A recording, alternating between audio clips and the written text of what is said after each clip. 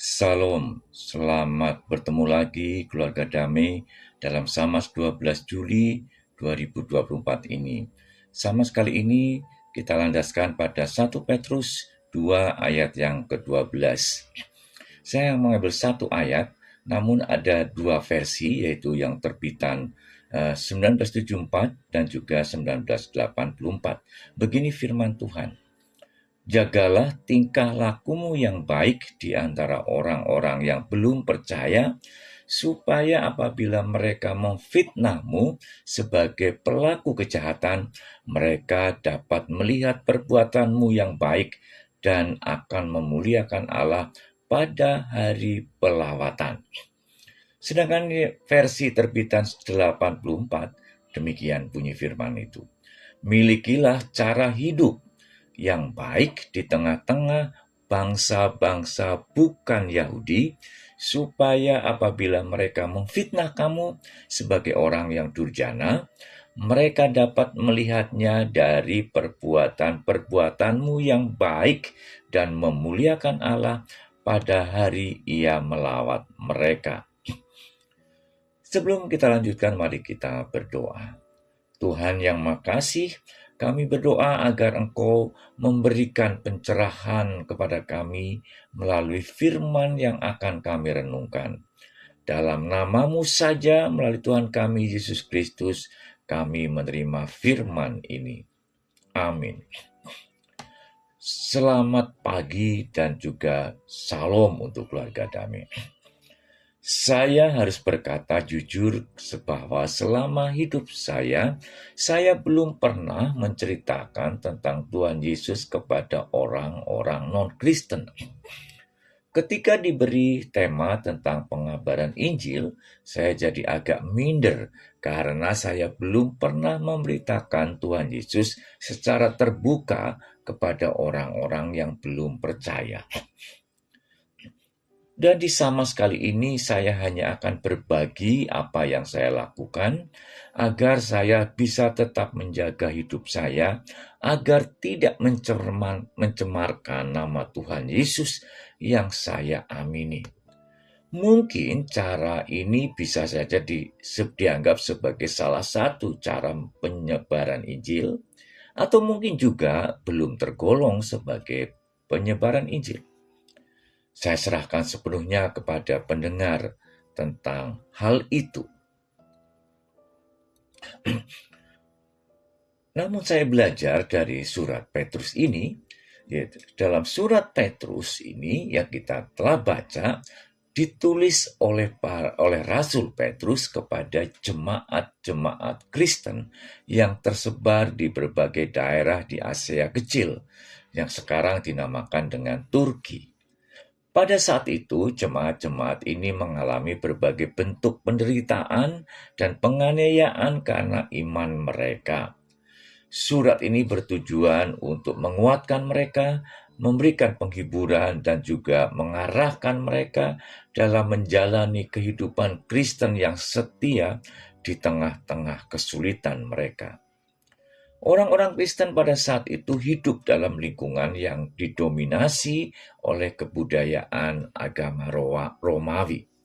Pengikut Kristus sering dianggap sebagai kelompok yang asing dan tidak dipahami, sehingga mereka sering menjadi sasaran fitnah, diskriminasi, dan juga penganiayaan.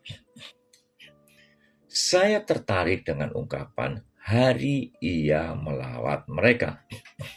Ungkapan ini diartikan sebagai waktu saat Allah akan menunjukkan kasih karunia-Nya atau melakukan penghakiman. Ini bisa merujuk pada momen ketika non-Yahudi atau orang yang belum percaya kepada Kristus akan mengenali kebenaran melalui perbuatan baik orang-orang percaya, dan pada akhirnya mereka memuliakan Allah. Perbuatan baik dari orang-orang percaya menjadi kesaksian yang hidup bagi orang lain, yang dapat membawa mereka kepada pertobatan dan pengakuan akan Allah pada waktu kunjungannya.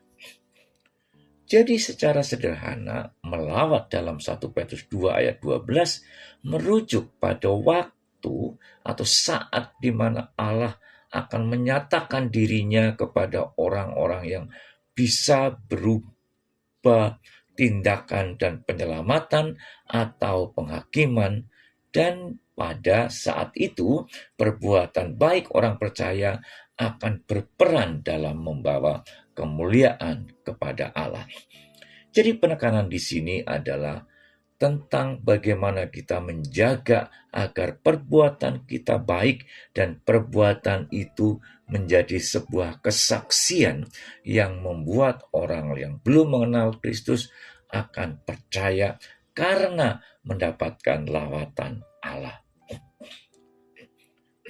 Petrus sangat menekankan pentingnya perilaku yang baik sebagai kesaksian bagi orang-orang yang tidak percaya. Sehingga melalui perbuatan baik mereka, orang lain dapat melihat kemuliaan Allah dan mungkin datang untuk kemuliaannya. Saya ingin sekali masuk dalam kelompok orang yang digolongkan sebagai orang yang mengabarkan Injil dengan cara menjaga perilaku dan perbuatan baik melalui kehidupan di keluarga, pekerjaan, dan di antara jemaat Tarmo-perme atau jemaat yang damai. Sebagai seorang ayah, misalnya, saya ingin kehadiran saya di keluarga dirasakan positif oleh istri saya dan anak-anak serta cucu-cucu saya. Dan sebagai orang yang bekerja sebagai seorang edukator, saya ingin juga membawa pengaruh positif terhadap para edukator-edukator lain di Indonesia. Dan di tengah-tengah jemaat, saya berusaha agar perilaku dan kehadiran saya tidak menjadi penghambat bagi jemaat lain untuk penguatan iman mereka. Itulah gaya saya dalam menjaga ketaatan, dalam menjaga perilaku keseharian. Kiranya Tuhan membantu saya agar saya tetap konsisten dalam menjaga perilaku yang baik. Tuhan kiranya memberkati saya dan kita semua. Amin. Mari kita berdoa.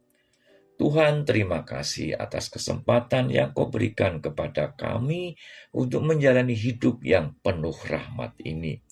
Kiranya tetap Engkau menguatkan agar kami dapat menjalani hidup dengan perilaku yang sesuai dengan yang Engkau kehendaki. Melalui Tuhan Yesus, kami bersyukur dan memohon. Amin.